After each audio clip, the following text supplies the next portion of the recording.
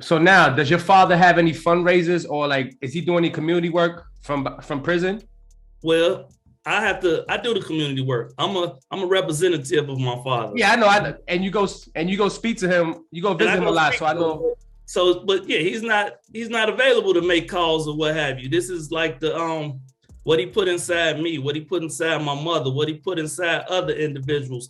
So the work and a lot of the stuff comes from his influence, but he doesn't make the call of too much of what's going on out here at this point in time.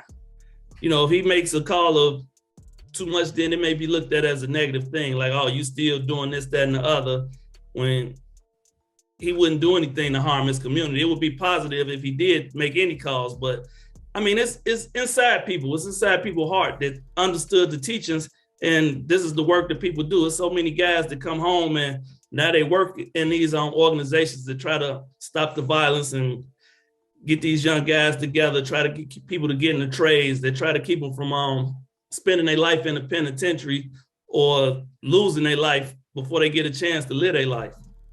So in that case, what fundraisers or community work are you doing right now for like respect towards your father?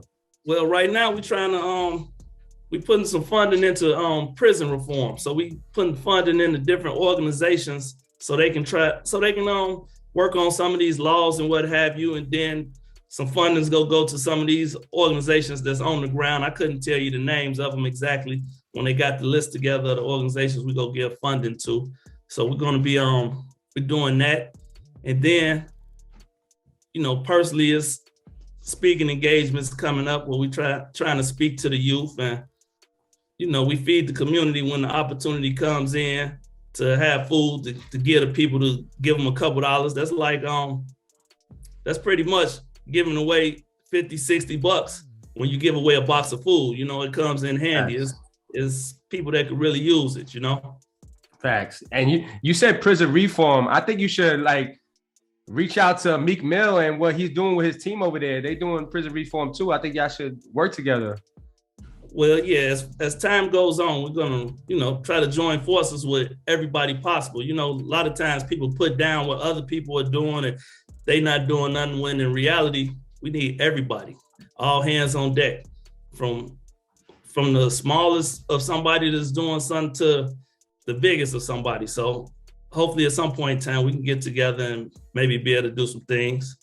And talking about the biggest, I seen Kanye and Drake they did something for your father recently. How did that come about? I mean, that's just a lot of people have love and respect for him, and they help put awareness out there.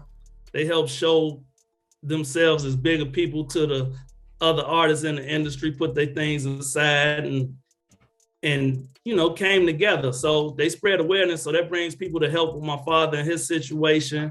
That brings awareness to that is people that are being inhumanely incarcerated, and they just brought a lot of awareness to the world, and they showed a big example. We're trying to get some of these entertainers that could help change our communities to use their voice the right way, because they have a lot of influence with the youth.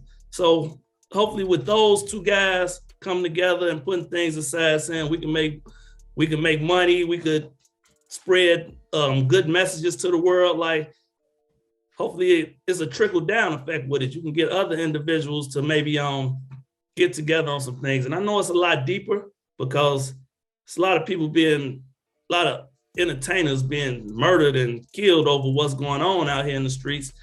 But at some point in time, it's got to come to an end. You can't kill everybody, and everybody's not worth killing. It's just got to come to a stop. What's going to keep going, and you just going to keep losing. Nobody's ever going to win. Like, to stop a war, you have to come to agreement.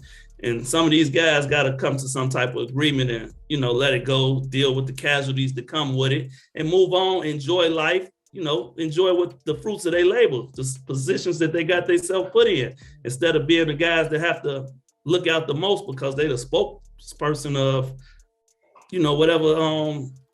whatever beefs and what have you they had going on.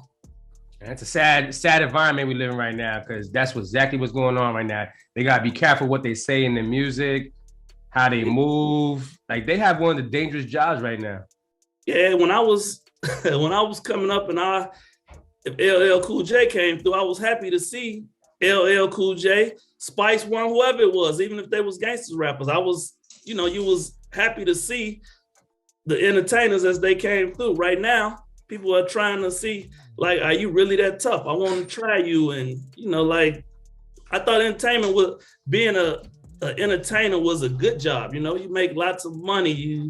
You live a certain type of way, and people supposed to love you, not, want to take you out because of what you're saying. And it's sad. I think like right now, what's going on in society, you're not cool unless you're gangster. You're just trying to show out. And sometimes some people don't have nothing to offer, but like a gangster persona to people. Sometimes that's all they have to offer, and that's sad. We have to change that narrative in society right now. I believe the music industry or what have you was at the forefront of that, because it got to the point where other music wasn't accepted. Like they didn't play the other music. You had to go and research and find some hip hop. I see it's a few young guys coming back now that's, just trying to have a good time and make music that's thoughtful and just good music. But for a long time, it had got to the point where, oh, this sells, you know what I mean? And they just kept pushing it and pushing it and pushing it. And now it's not only sales, it kind of, trains your kids. Like you fighting with your kids, like telling your kids that that's not real life. And in real life, they die. They don't get a chance to come back. And your kids are saying, but look, they got all that money. You stupid. You don't know what you're doing. It don't last long. It don't last long. That's the thing you gotta tell these kids. You gotta play the long Jeopardy game.